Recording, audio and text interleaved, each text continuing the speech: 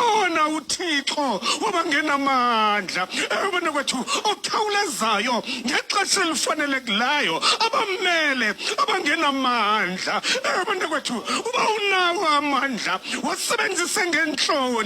ngenhlonipho ngovelwano abana kwethu usazi okokuba le ndlela onyuka ngayo ekunzima ukubulisa kuba abantu abanamandla abana kwethu bayiswa kubulisa endaweni yokukhupha isandla banqwala nje inhloko ngenxa yamandla abanawo abana kwethu bayaphakanyelwa xa bengena emnyango ngenxa yamandla abanawo abana kwethu abanokukhawulela mntu beyokumbulisa bayabuliswa bona ngenxa yamandla abanawo bayalibala ayaphela amandla awangona phakade nendlela unyuka ngayo ubabona ongena kubabulisa uyakuhlangayo ufike bekulaa ndawo wawugqithe kuyo ungababulisi ngoba amandla wona ayaphela abana kwethu kunjalo nje xa ephela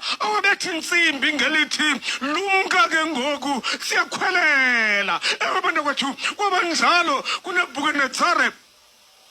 ecingoba angunaphakade amandla abana kwethu asuka amandla phela nankuya umkhonzi kaThixo esidla ngokwingca nenkomo ephelile amandla.